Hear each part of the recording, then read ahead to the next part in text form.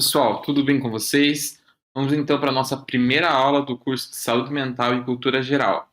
O tema vai ser o Grey's Anatomy, que é uma das minhas séries preferidas. Como são vários personagens que a gente pode conversar sobre isso, eu dividi esse tema em duas aulas, então tanto essa quanto a próxima vão ser sobre o Grey's Anatomy. Os personagens que eu selecionei para a gente conversar hoje são a Miranda Bailey, o Andrew DeLuca e a Izzy Stevens.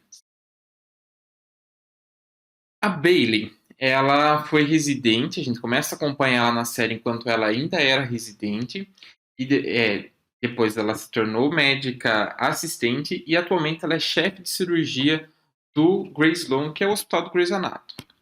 A gente conhece um pouco da personalidade da Bailey antes dela desenvolver o toque, a gente sabe que ela tem um alto nível de organização. O que isso quer dizer? Ela é uma pessoa que tende a se valer desse recurso, que é um recurso positivo, para cuidar da sua própria vida. Só que em um determinado momento, mais especificamente quando ela vai fazer uma cirurgia e a paciente acorda durante a cirurgia, ela começa a duvidar das suas capacidades e começa a ter medo que coisas ruins aconteçam. Para combater esse medo, ela volta naquela que era a habilidade habitual dela de organização. E o que acontece? Ela começa a ter vários comportamentos ritualísticos, ou seja, fazer as coisas em uma determinada ordem para evitar que aquele medo viesse a acontecer. E isso tem um grande impacto na carreira profissional dela, porque ela começa a não conseguir ser uma médica da maneira adequada. Uma outra questão interessante é que ela tem uma discussão com o marido dela enquanto ela ainda está bastante sintomática. Nessa discussão, eles acabam derrubando uma cadeira e ela não consegue sair da cena da briga enquanto ela não coloca a cadeira de novo no lugar. Esse tipo de sintoma muitas vezes é trazido pelos pacientes como uma mania. Isso é um termo bem complicado da gente usar, principalmente porque na psiquiatria mania é outra coisa. E nem sempre um comportamento ou um hábito do paciente configura um toque. O que quer dizer o toque? Né? Então, a obsessão que tenta ser compensada por uma compulsão. Só que, como isso não se resolve, esse sistema acaba se retroalimentando e a pessoa acaba tendo que ter comportamentos repetitivos e ritualísticos, como no exemplo da Bailey, fazer as coisas numa determinada ordem, para evitar que essa obsessão se concretize. Outra coisa que é legal do caso da Bailey é que ela começa o tratamento medicamentoso e ela tem uma boa resposta. Isso é citado depois, no decorrer da série, como nós estamos num ambiente mais técnico, ela usa um inibidor seletivo da recaptação da serotonina e ela tem uma melhora desse quadro, o que é uma possibilidade razoável nesses casos. Um outro fato que acontece na vida da Bailey, que eu não sei dizer para vocês se foi intencional, é que mais tarde durante a série, a Bailey sofre um infarto do miocárdio. E isso tem correlação com o toque, porque existem estudos que já conseguem relacionar a existência do toque com o aumento do risco cardiovascular. E foi justamente isso que aconteceu com a Bailey. Uma pessoa que já tinha uma doença prévia, né, o toque, e acaba desenvolvendo um risco cardiovascular aumentado e também um infarto. Tá certo? Bom, passando para o nosso segundo personagem de hoje, o Andrew DeLuca, ele recebeu ao longo do seriado o diagnóstico de TAB, que é um jargão psiquiátrico para transtorno afetivo bipolar, mas também é conhecido como THB, transtorno do humor bipolar ou transtorno bipolar do humor. A gente usa mais TAB geralmente. Bom, o Andrew ele era residente de cirurgia do Grey Sloan e ele tinha uma história familiar positiva para TAB. Então, o pai dele é italiano, ele também é italiano, imigrou para os Estados Unidos e o pai dele ficou na Itália. E o pai dele teve o que a gente chama de episódio maníaco. E aí, puxando da conversa anterior, mania para psiquiatria são esses episódios de humor elevado, com aumento da energia, aumento da psicomotricidade, redução da necessidade de sono e, principalmente nesse caso, pensamentos grandiosos. Como o pai dele também era médico, ele começa a praticar a medicina de uma maneira inadequada que leva à morte de alguns pacientes. E por isso ele sofre sanções e tudo mais. Quando ele vem para o seriado, para Seattle, e aparece no seriado, o pai do Andrew está muito acelerado e com uma ideia que parece um pouco absurda, que seria a de você gestar uma criança num pacote, fora do corpo materno. Isso é visto com uma certa ceticidade pelos demais médicos, principalmente por conta desse histórico que ele tem com o transtorno bipolar. Então, essa história familiar positiva é um fator que já conta na história do Andrew. Ao longo do seriado, isso antes dele receber esse diagnóstico, tem um momento em que ele fica mais depressivo, com sintomas que nos levam a imaginar uma depressão. Ele para de ir no trabalho, ele fica sentado no sofá tocando violão o tempo todo, tem uma perda do autocuidado, ou seja, trocar de roupa, tomar banho, se cuidar. Vários sintomas que falam a favor de um episódio depressivo. E isso tem uma remissão, depois ele retorna ao trabalho. Posteriormente, ele tem o oposto. Ele começa a ficar com a energia aumentada, ele começa a ter um aumento da psicomotricidade, e aí seria um aumento do pensamento e da movimentação física também. Começa a ter pensamentos grandiosos, achando que está descobrindo uma organização criminosa ou coisas nesse sentido. Outro fato importante é que ele tem uma redução da necessidade de sono. Ou seja, ele consegue trabalhar por muitas horas sem descansar. E inclusive, chamam a atenção dele no seriado por conta disso. Vale lembrar que um diagnóstico que se confunde muito seria com um transtorno de personalidade borderline ou de instabilidade emocional, por sugerir, né, que o TAB teria uma instabilidade emocional.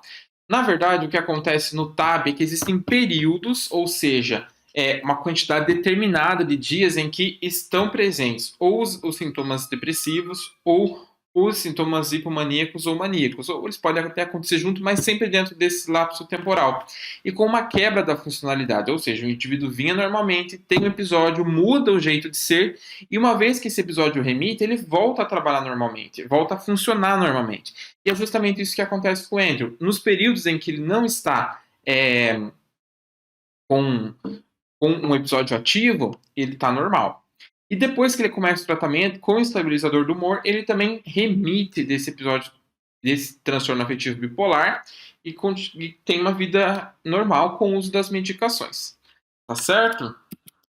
Por fim, uma personagem que deixou muitas saudades no Grey's Anatomy é a Izzy Stevens. Ela era uma das primeiras internas, né? Começou a série e ficou até o começo da 6ª temporada. E ela teve um caso de psicose secundária a outra condição médica. Ela então era residente de cirurgia do Seattle Grace. Ela não chegou a participar do Grey's Law, então ela é mais antiga. E era uma paciente previamente rígida. O que isso quer dizer? Ela não tem uma história compatível com o desenvolvimento de uma psicose primária, por exemplo. Tá? E um pouco antes na série, ela tinha tido um noivo que morreu por uma condição cardiovascular e ela ficou muito mal, deprimida, uma reação de luto ali dentro do esperado socialmente. Mas anos depois ela volta a enxergar e a interagir com esse noivo. E as interações elas são complexas, porque elas envolvem praticamente todos os sentidos. E inicialmente ela fica sem entender o que está acontecendo, e inclusive leva isso para um lado religioso. Então tem um episódio que ela atende um nativo americano que conhece sobre xamanismo, ele explica algo sobre o espírito estar vinculado a um objeto, ela tinha uma jaqueta dele, então ela vai lá, queima essa jaqueta na tentativa de mandar embora esse espírito que ela estava vendo, e o caso vai se desenvolvendo. Até que, em uma das conversas que ela tem com esse noivo morto, ela entende que, na verdade, o que ela está tendo é um sintoma de alguma doença que ela precisa descobrir. Isso se dá na conversa entre eles, né, e ele dizer que ele está ali por conta dela. E aí ela começa uma investigação, ela reúne os internos, ela submete a vários exames, sem contar para os demais que ela está doente, que ela está suspeitando que tem alguma coisa, e aí se descobre que ela tem um tumor no lobo temporal que está dando origem a esse quadro psicótico.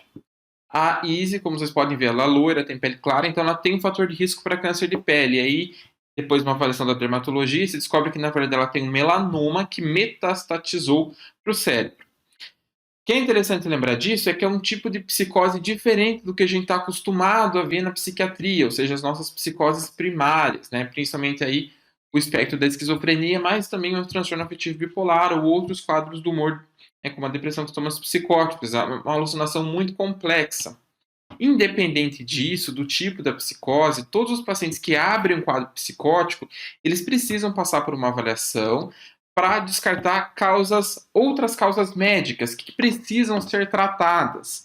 A gente não pode, né, tem que lembrar que todos os diagnósticos psiquiátricos, ou pelo menos a grande maioria deles, são de exclusão. Nós precisamos excluir outras causas médicas que possam estar causando esses sintomas, porque isso muda o tratamento e muda também o prognóstico. Imagine se aí se receber diagnóstico de esquizofrenia por conta dos sintomas psicóticos dela e começar a tratar com antipsicótico e não com quimioterapia. Né? Isso seria devastador para o quadro clínico dela. Então, existe uma série de exames que precisam ser feitos para que, né, no caso específico dos episódios psicóticos, para que se descartem. E um desses seria, por exemplo, um exame de imagem cerebral que acabou diagnosticando esse tumor. Outra coisa que também é importante ser citado é que uma vez que a ESE trata esse tumor, e aí talvez a gente não seja tão fiel à oncologia da vida real, né? No caso, um tumor super agressivo, como é o caso do melanoma, ainda mais metastático, a partir do momento que ela se cura desse câncer, ela não tem mais sintomas psicóticos. E muitas vezes é isso que acontece. Quando você trata a causa médica que dá base aos sintomas psicóticos, você não precisa seguir um tratamento a longo prazo, como você faz com os pacientes com psicose primária, por exemplo, a esquizofrenia. Então, esses eram os 3 personagens que eu tinha para comentar com vocês: a doutora Miranda Bailey com o TOC, o Andrew DeLuca com o transtorno afetivo bipolar ou transtorno do humor bipolar, e a Izzy Stevens com uma psicose secundária a outra causa médica. Eu fico à disposição aqui lá no Instagram, @odaltonista. Na próxima aula a gente continua falando de Grey's Anatomy aqui no curso de Saúde Mental e Cultura Geral no EducaPsi. Até mais!